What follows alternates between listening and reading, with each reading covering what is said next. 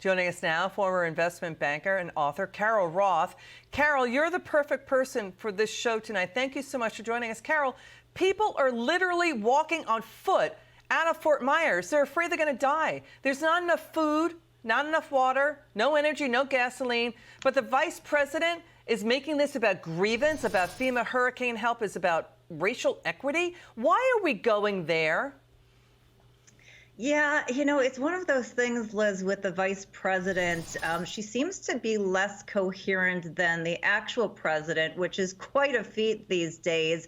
And I don't know if her speechwriter just really doesn't like her or she feels the need to go off the cuff. But, before she became vice president, I always thought, she seemed very impressive. She seems to be having a really hard time. And I don't know why she keeps kind of defaulting to areas like equity when we're in a state of emergency in Florida, and obviously it should be based on need and not based on immutable characteristics. Yeah, I mean, the vice president still is not walking back her remarks, Carol. The White House press secretary defending it. Remember, Vice President Harris got primaried out in 2020. She didn't get a lot of support there. Carol, let's watch the vice president here. You're going to see Biden's own FEMA director rebut the vice president. Even Elon Musk is tweeting, as to your point, it is based on greatest need. And you're going to see Nancy Pelosi again here. Watch this.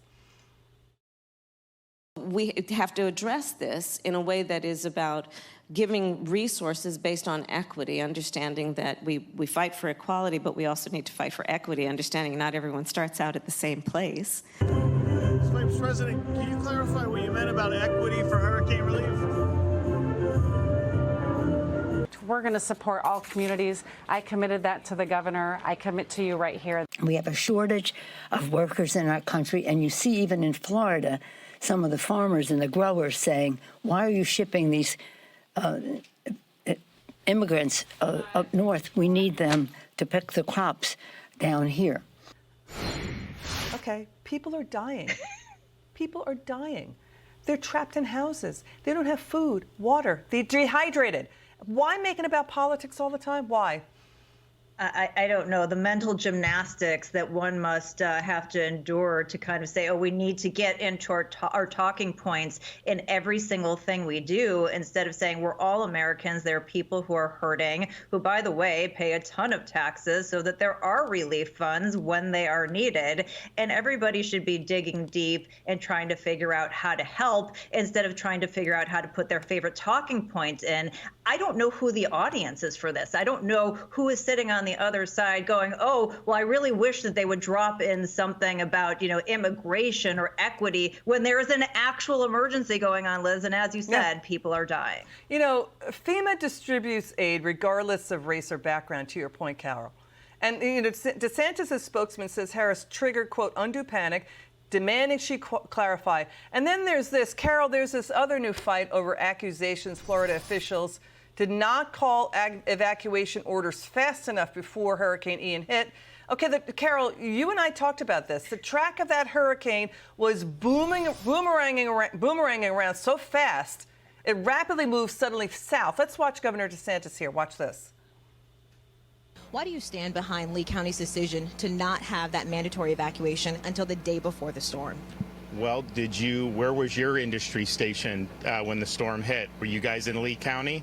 No, you were in Tampa. When we went to bed Monday night, people were saying this is a direct hit on Tampa Bay, worst case scenario for the state. They were following the data, and you remember people were looking initially at the Panhandle on Sunday. Everybody had adequate opportunity to at least get to a shelter within the county. But a lot of the residents did not want to do that. I think probably for various reasons. Some people just don't want to leave their home, period. They're island people, whatever.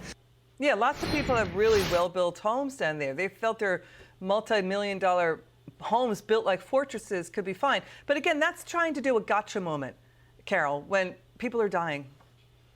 Yeah, and I mean, just the idea that 21 hours notice wouldn't be enough. I'm from the Midwest. The thing that happens here are these tornadoes. We often get, maybe an hour warning, sometimes even less if something changes in the path. So having almost a full day does seem like a lot of time. I think one of the other issues is kind of the lack of trust, in the media and in these institutions. Florida has done a very good job, over the past couple of years, but there are other states and from the federal government where you're getting information that isn't correct. So we have sort of this boy who cried wolf problem. There were people who probably said, oh, it's not that big of a deal because they've lost faith in institutions, and that's not something you can peg on DeSantis. And then, Carol, we also have this story. President Biden on Friday personally called to thank a Coast Guard rescue swimmer.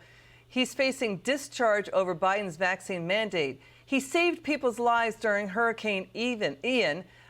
Even though the president said the pandemic is over, this is aviation survival technician, second-class Zach Loesch. He's about to be let go. He tried to get religious accommodation. He didn't get that.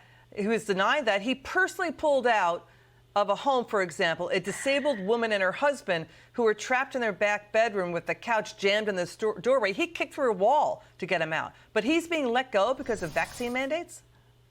Yeah, first of all, God bless him, and thank goodness he was there, and what a true hero. And it is so frustrating for people like me and you and the good people of America to watch these people who have been called heroes, whether it's over the past couple of years during the pandemic or somebody like Mr. Loesch who steps up and does this heroic job, and they go from hero to zeros for a nonsensical mandate, which we have proved is meaningless. The president has come out and said that the pandemic is over.